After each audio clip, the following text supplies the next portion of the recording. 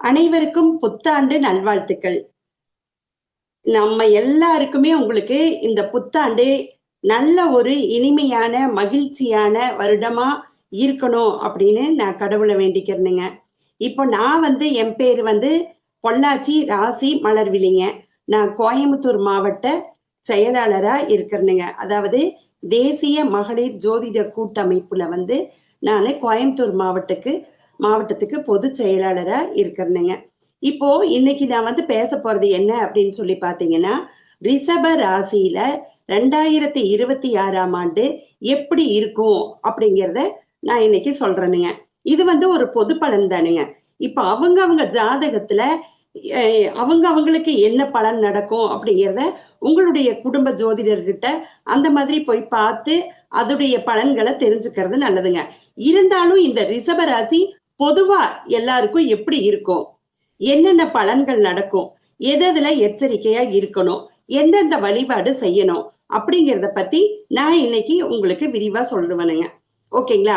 இப்ப நம்ம புத்தாண்டு பலன்களை பத்தி சொல்லலாங்க. ஓம் விநாயக பெருமானே போற்றி. அனைவருக்கும் நல்லதே நடக்கணும்னு நான் எங்க குலதெய்வத்தை வேண்டிக்கிறேன். நிச்சயம் நமக்கு நல்லதே நடக்குமுங்க. இப்போ இந்த ரிஷப ராசி அப்படின்னு எடுத்துட்டோம்னா, இந்த ரிஷப ராசிக்காரங்க முதல்ல எப்படி இருப்பாங்க அப்படின்னு சொல்லி பாத்துக்கலாமுங்க. இந்த ரிஷப ராசியோட அதிபதி யாருன்னு பாத்தீங்கன்னா சுக்கிர பகவானுங்க. இவரு இந்த ரிஷப ராசியில பிறந்தவங்க எப்படி இருப்பாங்க அப்படின்னா, ரொம்ப அழகா நேர்த்தியா இருப்பாங்கங்க. இவங்களுடைய திறமைகளை பார்த்து பாராட்டாதவங்களே இருக்க முடியாது. இவங்க செய்யற ஒவ்வொரு வேலையும், இப்போ இவங்க ஒரு சாரி கட்டுறதாகட்டும், இவங்க ஒரு சமைக்கிறதாகட்டும், இவங்க ஒருத்தர்கிட்ட பழகிற விதமாகட்டும், இவங்க கோலம் போடுறதாகட்டும், இவங்க எல்லா வேலைகளுமே இவங்க செய்யற ஒவ்வொரு வேலைகளையும் இவங்க கூட இருக்கிறவங்க கண்டிப்பா அப்பா இவங்களாட்டும் செய்ய முடியாது, இவங்க தலை சீவுறது கூட ஒரு அழகா இருக்கு அந்த மாதிரி சொல்லுவாங்கங்க. இவங்களுக்கு ஷாப்பிங் பண்றது ரொம்ப பிடிக்குமுங்க. அதுக்கப்புறம் பாத்தீங்க அப்படின்னு சொன்னா இவங்க வீட்டை ஒரு கலைநயத்தோட வச்சிருப்பாங்கங்க. அது ரொம்ப அழகா இருக்குமுங்க. இவங்க வீட்டுக்குள்ள போகும்போதே நம்ம தெரிஞ்சுக்கலாமுங்க எவ்வளவு அழகா வச்சிருக்கிறாங்க அப்படின்னாலே அது ரிஷபராசிக்காரங்களா இருப்பாங்க அப்படின்னு நம்ம புரிஞ்சுக்கலாமுங்க. அதுக்கப்புறம் பாத்தீங்க அப்படின்னா, என்னங்க நீங்க இப்படி எல்லாம் சொல்றீங்க, இவங்கெல்லாம் அந்த அளவுக்கு படிக்கலீங்க அப்படின்னு சொன்னாலும், இவங்க ஒரு தலை சீவல்ல இருந்து ஒரு கோலம் போடுறால கூட அவ்வளவு ஒரு அழகா இருக்குமுங்க. இவங்க ஒருத்தர்கிட்ட பழக மாட்டாங்கங்க, பழகிட்டா ஒரு நட்புக்கு உயிரவே கொடுப்பாங்கங்க. அந்த மாதிரி ஒரு ஆளுங்க யாரு அப்படின்னு பார்த்தா ரிஷபராசிக்காரங்க. அதுக்கப்புறம் பாத்தீங்க அப்படின்னா, இவங்க யாருக்கிட்டையும் சீக்கிரம் போய் உதவின்னு கேட்க மாட்டாங்க. அதே சமயத்துல இவங்க உதவின்னு போய் கேட்டா அந்த உதவி யாருகிட்ட கேட்கறாங்களோ அவங்களுக்கு இவங்களை ரொம்ப பிடிச்சு போய் வேணுங்கிற உதவியை அவங்களே செஞ்சு கொடுத்துருவாங்கங்க. அப்படி ஒரு ராசியான ஆளுகை யாருன்னு பார்த்தா இந்த ரிஷப ராசி லக்னக்காரங்கன்னு தான் சொல்லணுங்க. சரி, ஓகேங்கம்மா, இப்ப இதெல்லாம் சொல்லிட்டீங்க. இந்த 2026 எப்படி இருக்கும் அப்படின்னு சொல்லி பார்த்தோம்னா, இதுல இந்த ராசியில பிறந்த பசங்க அவங்கள விட்டுட்டோம். அவங்க இந்த பைக்கு, இந்த கூலிங் கிளாஸ் போடுறது, அழகா ட்ரெஸ் பண்றது, ஃப்ரெண்ட்ஸோட சேர்ந்து எல்லா பக்கமும் சுத்துறது, அடிக்கடி டூர் போறது, இவங்க எல்லாம் ஆணாகட்டும் பெண்ணாகட்டும் எல்லாமே அடிக்கடி எல்லாரும் ஒண்ணு சேர்ந்து டூர் போறது, இந்த மாதிரி எல்லாம் இருப்பாங்க. யாரு அப்படின்னா அது ரிஷபராசிக்காரங்கள தான் இருப்பாங்கங்க. இந்த 26வது வருஷம் எப்படி இருக்கும் அப்படின்னு சொல்லி பார்த்தோம்னா, முதல்ல இவங்களுக்கு பண வரவு அதை பத்தி பாத்திரலாமுங்க. இந்த பணவரவு இந்த வருஷம் இவங்களுக்கு ஜூனுக்கு முன்னாடி ஜூனுக்கு பின்னாடின்னு ரெண்டு இதா பிரிச்சுக்கலாமுங்க. ஜூனுக்கு முன்னாடி வரைக்கும் இவங்களுக்கு நல்ல பணவரவு இருக்குமுங்க. அதுல எந்த மாற்றமும் இல்லைங்க. அதுக்கப்புறம் கடன் அப்படிங்கிறதை எடுத்துக்கலாம். ஏன்னா இன்னைக்கு நிறைய பேரு அம்மா எங்களுக்கு கடன் அடையுமா முதல்ல சொல்லுங்க அப்படிங்கறத தான் கேக்குறாங்க. கண்டிப்பா இந்த வருஷம் உங்களுக்கு ரொம்ப தொல்லை கொடுத்துட்டு இருந்த கடன் எல்லாம் அடைஞ்சிருமுங்க. அதுல எந்த விதமான சந்தேகமும் இல்லைங்க. அதே சமயத்துல வீடு கட்டலான் இருக்கிறாங்கம்மா, அதுக்காக நாங்க லோன் போடுறோம், எங்க பசங்களை மேற்படிப்பு படிக்க வைக்கலான் இருக்கோம், அதுக்கு நாங்க லோன் கேட்டுட்டு இருக்கிறோம், அந்த மாதிரி ஏதாவது ஒரு நல்ல பிரயோஜனமான செலவுகளுக்காக லோனுக்கு அப்ளை பண்றவங்களுக்கு கண்டிப்பா லோனும் கிடைக்கும்.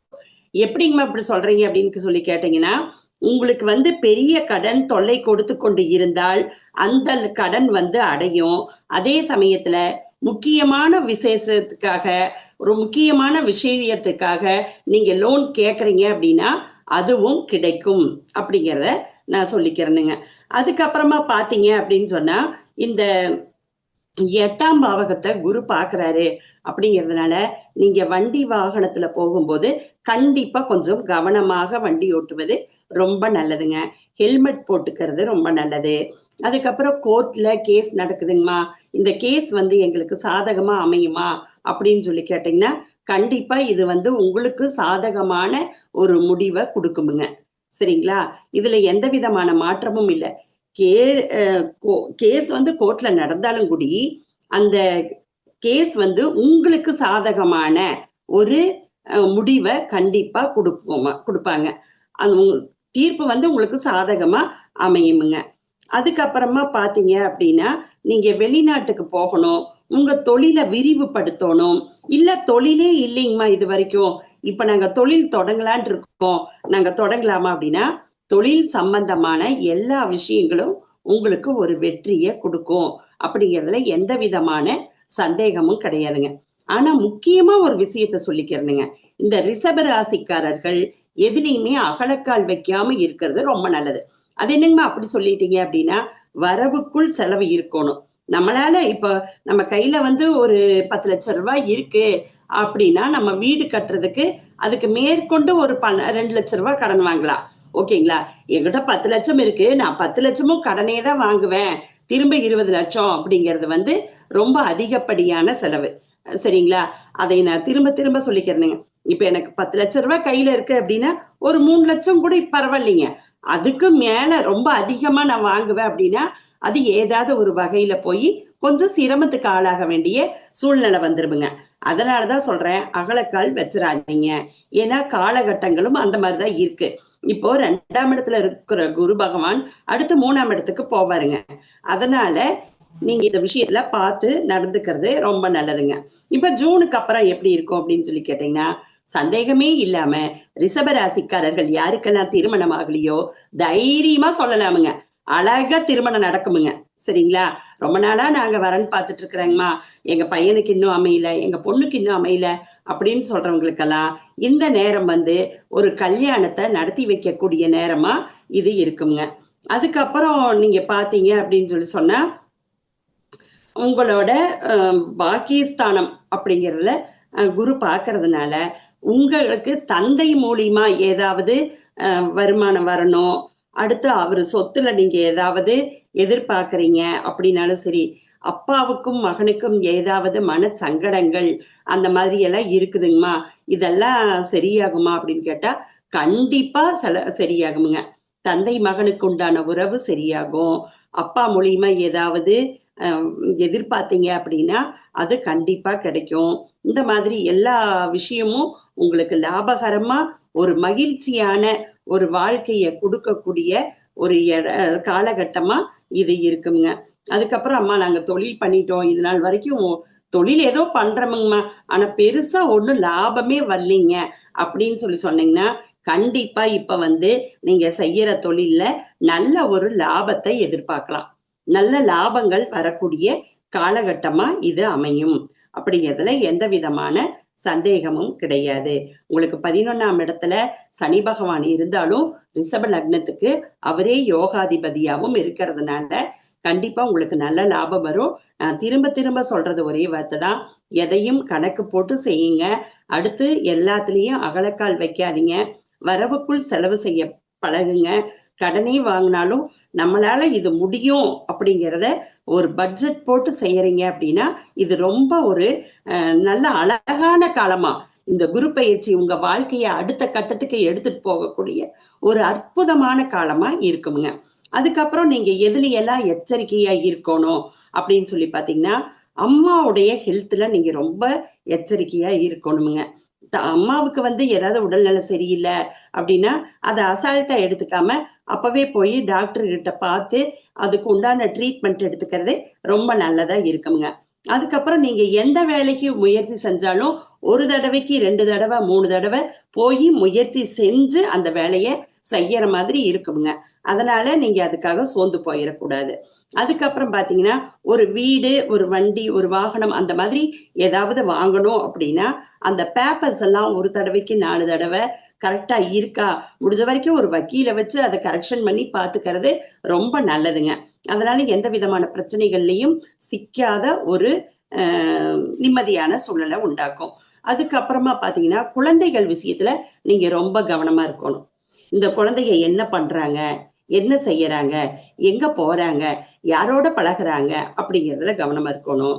அதுக்கப்புறம் இந்த குழந்தைகளுடைய மேற்படிப்பு, ஓகேங்களா, அந்த படிப்பு விஷயத்துல இவங்க இந்த காலேஜ் எடுக்கலாமா, எடுத்தா கேம்பஸ் வருமா, அந்த அந்த வேலை வாய்ப்பு நல்லபடியா கிடைக்குமா, இதையெல்லாம் ஒரு தடவைக்கு 4 தடவை அந்த காலேஜை பத்தி தெரிஞ்சுக்கிட்டு கொண்டு போய் சேர்த்துறது நல்லது. இப்ப ரிஷபராசிக்காரங்களே இருக்காங்க அப்படின்னா அவங்களும் காலேஜ்ல போய் சேரும்போது இந்த விஷயங்களை எல்லாம் நீங்க பார்த்துட்டு சேர்த்துறது ரொம்ப நல்லது. ஓகேங்களா, உங்க குழந்தைங்க ரிஷபராசியில இருக்கலாம். அப்போ உங்க குழந்தைகளை சேர்த்தும் போது இதையெல்லாம் பார்க்கணும். பார்த்துட்டு அதுக்கப்புறமா கொண்டு போய் சேர்த்துறது ரொம்ப நல்லது. அவங்க நடவடிக்கையை கவனிச்சுக்கிறது ரொம்ப நல்லது. குலதெய்வ கோயிலுக்கு இப்ப போயிட்டு வர்றது உங்களுக்கு சிறந்த பலனையும் ஒரு பாதுகாப்பையும் உண்டாக்கும். அப்புறம் பூர்வீக சொத்து இருக்கு, அந்த சொத்து மூலியமா எங்களுக்கு ஏதாவது ஆதாயம் கிடைக்குமா அப்படின்னு சொல்லி கேட்டீங்க அப்படின்னா அந்த விஷயத்திலயுமே நீங்க அந்த பேப்பர்ஸ் எல்லாம் சரி பார்க்கறது, இந்த மாதிரி எல்லாம் பார்த்து நீங்க ஒவ்வொன்றையும் நகுத்தும் போது ரொம்ப நல்ல ஒரு பலனை கொடுக்குங்க. அது இந்த பூர்வீக விஷயமா நீங்க பார்க்கணும் அப்படின்னா அதுல எந்த ஒரு சின்ன பிரச்சனைகளை கொடுத்து அதுக்கப்புறமா அது சரியாகுங்க. அதனால நீங்க இந்த விஷயத்துல கவனமா இருக்கணும். வண்டி வாகனத்துல போகும்போது அது கொஞ்சம் கவனமா இருக்கணும். இது எல்லாத்தையுமே நான் சொல்லிட்டேங்க. சரிங்கம்மா, நீங்க இவ்வளவு தூரம் சொல்லிட்டீங்க, இனி அடுத்து நம்ம என்ன பண்ணலாம் அப்படின்னு சொல்லி கேட்டீங்க அப்படின்னா கண்டிப்பா நீங்க போக வேண்டிய இடம் எது அப்படின்னா குலதெய்வ கோயில் போகணும். அதை நான் சொல்லிட்டேன். ஓகேங்களா, கண்டிப்பா விநாயக பெருமானையும் குலதெய்வத்தையும் இந்த திதி தர்ப்பணங்கள் முன்னோர்களுக்கு செய்யறதும் ஒவ்வொருத்தருக்கும் தலையாய கடமை. இது மிகச்சிறந்த பரிகாரம். இதுக்கு நீங்க பெருசா செலவு பண்ணணுங்கிற அவசியமே கிடையாது. தலைமுறை தலைமுறையா நம்ம முன்னோர்கள் வழியில இருந்து செஞ்சுக்கிட்டே வந்த பரிகாரம் தான் இது. இதையும் நீங்க கண்டிப்பா செஞ்சுக்கங்க.